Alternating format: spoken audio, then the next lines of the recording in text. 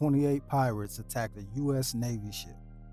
Under the cover of a monsoon squall, 28 pirate speedboats emerged from the rain-whipped darkness. Their target? A lone U.S. Navy supply ship, the USNS Perseverance. They thought the storm was their perfect weapon, a cloak of invisibility. What they didn't know was that the storm had just become their tomb. Because when you attack America in the dark, you force us to turn on the lights. And what we brought wasn't a flashlight, it was the sun. For over 2 centuries, a shadow has hunted the world's shipping lanes, a threat born of greed, opportunity, and lawlessness. From the treacherous shores of the Barbary Coast to the chaotic waters off Somalia, they have tested the resolve of nations, their existence a bloody challenge to order itself. Their weapon is fear. Their currency is violence. And for over 200 years, only one force has consistently answered their treachery with relentless steel and righteous fire: the United States Navy. A new generation of pirates made a fatal miscalculation. They launched a coordinated assault of 28 boats against what they thought was a vulnerable supply ship, the USNS Vanguard. They believed the cover of a monsoon squall would hide them. They believed their numbers would guarantee their victory.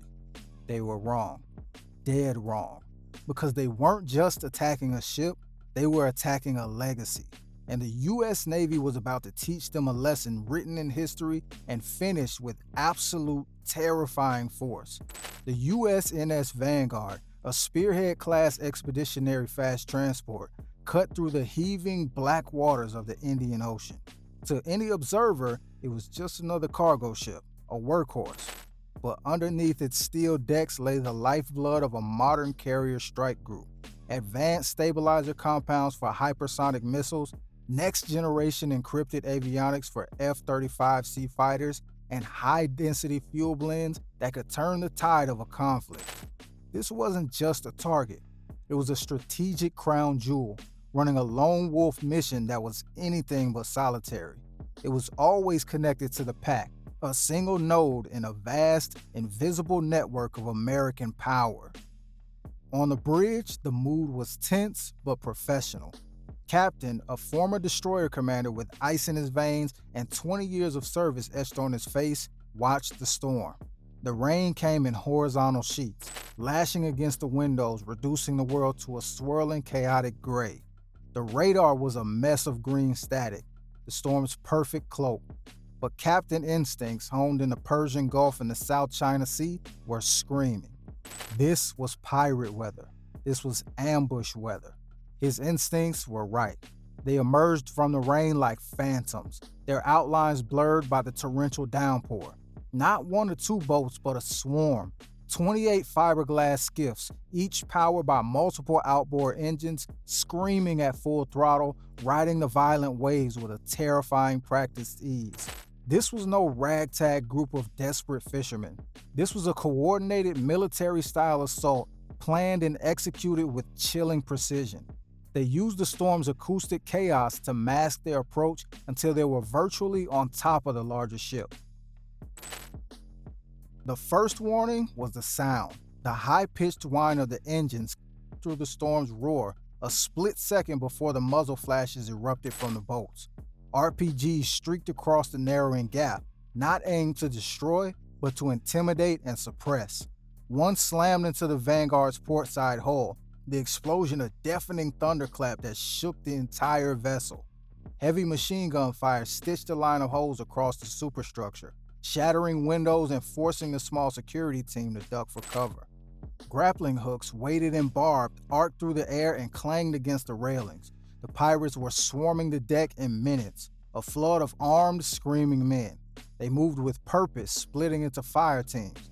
One group laid down suppressing fire, pinning the American security team behind storage containers. Another group made a beeline for the bridge. The fight was fierce, but brutally one-sided in numbers. The Vanguard's crew were logistics specialists, not infantry. Their security detail, brave as they were, was overwhelmed by the sheer, shocking volume of attackers.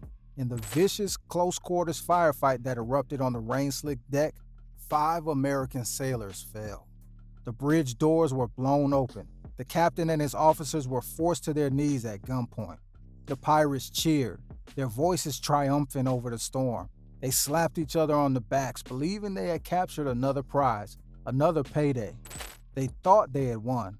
They had no idea they had just signed their own death warrants. As a pirate rough-handled them, Captain's hand subtly and visibly found a small disguised panel on the base of the console behind him. It wasn't a big red button. It was a biometric scanner. He pressed his thumb against it. No alarm sounded, no light flashed, but a silent, encrypted pulse shot from a concealed antenna, bursting through the storm. A digital scream into the void. It wasn't a standard distress call. It was a legacy protocol. This message was simple, a line from history.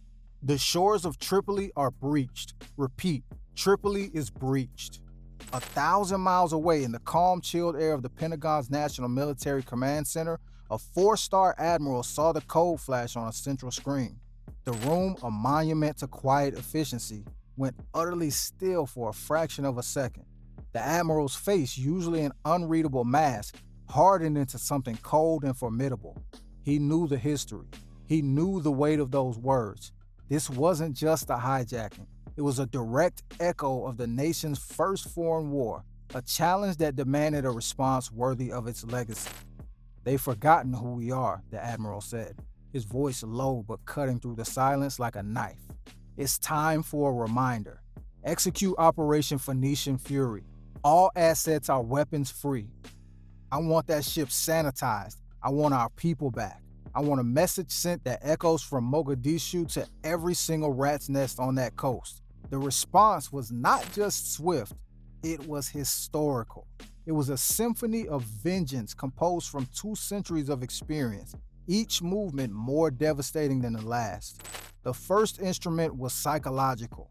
The USS San Jacinto, a Ticonderoga-class guided missile cruiser already on station patrolling the Somali basin, was the closest hand of justice. The San Jacinto was no stranger to piracy. Just the day before, its crew had disrupted 9 suspected pirates attacking the Maltese-flagged vessel Avenue Beauty. They had used warning shots, boarded the skiff, and after finding no weapons, had confiscated their fuel and let them go. A standard, lawful, and proportional response. But this was different. This was an act of war against a U.S. Navy vessel. The San Jacinto's captain didn't hesitate.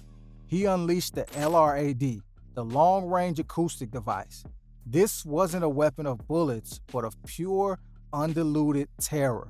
A directed, ear-splitting wall of sound, a frequency designed to disorient, incapacitate, and induce sheer panic, lanced across the waves and hit the pirates on the Vanguard's deck. The effect was instantaneous. Pirates clutched their ears, dropping their weapons, collapsing to their knees, vomiting over the sides. Their triumphant cheers turned into screams of agony. Their assault was broken not by bullets, but by sound. While the pirates were writhing in confusion, the eyes in the sky arrived. An MQ-4C Triton maritime surveillance drone, already aloft from a distant base, adjusted its course. Its powerful sensors pierced the storm, painting every heat signature on the Vanguard's deck. Each pirate was now individually marked, tracked, and targeted by an invisible, unblinking eye from 60,000 feet. The data streamed live to every command node. Then, the sky itself spoke, not with the thunder of helicopters, but with the whisper of carbon fiber wings. 2 F-35C Lightning IIs from the carrier USS Abraham Lincoln, operating in complete radar silence, dropped out of the cloud cover. They didn't fire a shot. They didn't need to. They simply flew a low, menacing pass over the crippled Vanguard, their sleek, predatory shapes a silent, unmistakable declaration of absolute air dominance. The message was received and understood on a primal level. Resistance is annihilation. The anvil was now in place. The hammer fell from the sea and the sky simultaneously. From the black water, sleek combat rubber raiding crafts materialized beside the Vanguard's hull. Elements of the 75th Ranger Regiment, who had fast roped from an MC-130J Commando II aircraft miles back, placed breaching charges on the waterline doors. At the exact same moment, a Seahawk helicopter from the San Jacinto hovered over the foredeck. Navy SEALs fast roped down, their suppressed rifles already seeking targets. The assault was three-dimensional, flawless, and brutally efficient. While the SEALs cleared the upper decks with silent clinical precision, the Rangers blew the hatches and flooded into the engineering spaces and lower holds. The pirates, disoriented by the LRAD and utterly demoralized by the F-35s, were caught in a vicious, inescapable crossfire. There was no room for a standoff. This was close-quarters battle of the most intimate and deadly kind. Flashbangs illuminated dark corridors for a split second, freezing pirates in stark terror before they were subdued. Suppressed gunfire cracked briefly, a sharp final punctuation to any resistance. It was not a battle, it was a reclamation. Room by room, deck by deck, the ship was taken back. In under 12 minutes from the first SEAL's boot hitting the deck, the USNS Vanguard was once again under American control. The wounded sailors were quickly located, triaged by combat medics, and medevaced by the San Jacinto's helicopter to advanced medical care. Not a single additional American life was lost. Those who had survived the swift justice of the SEALs and Rangers were zip-tied, blindfolded, and lined up on the rain-washed deck. They were a pathetic sight, shivering, broken, their bravado completely gone. But the mission wasn't over. Justice was. These were not the lucky pirates the San Jacinto had interdicted the day before, who were sent ashore without a warning. They were not the infamous fools of 2006 who had audaciously opened fire on the USS Cape St. George and USS Gonzales, only to have their mothership sent to the bottom. A story of such stunning miscalculation, it was still told to warn new recruits. Those men had been repatriated. That era was over. The captain of the San Jacinto, watching the feed from a drone circling overhead, spoke to the Special Forces commander on the Vanguard. His voice was cold, devoid of emotion. The age of catch and release is over. These men are not fishermen. They are not victims of circumstance. They are enemy combatants who waged a deliberate act of war on a United States Navy vessel. They will be processed as unlawful combatants. They will be tried, and they will face the rest of their lives in a maximum security prison. Let that be the new message.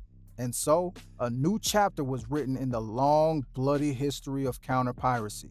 Not with a single daring SEAL sniper shot, as ended the Maersk, Alabama crisis, but with the cold, relentless, and utterly comprehensive application of law and overwhelming power. The storm cleared as quickly as it had arrived. The rising sun broke over the horizon, its light illuminating a calm sea, cured ship, and a new, stark precedent. The legacy of Decatur, Preble, and the heroes of the Bainbridge had been honored, and it had been evolved. The message was no longer just, "Don't attack us." It was, "If you attack us, you disappear from the world forever." This was more than a battle. It was a statement etched in fire and steel, a declaration that the long, proud history of the U.S. Navy is not just a record of past victories. It is a living, evolving doctrine. From the warning shots of the San Jacinto to the overwhelming multi-domain fury of Operation Phoenician Fury, America controls the escalatory ladder. We choose the time, the place, and the method of response. To every pirate, every warlord, and every hostile actor watching in the shadows of the world, the rules are now clear and they are absolute. Attack our allies and you will be stopped. Attack our assets and you will be erased from the board. The United States Navy owns the night, commands the storm, and writes the final chapter. Every single time.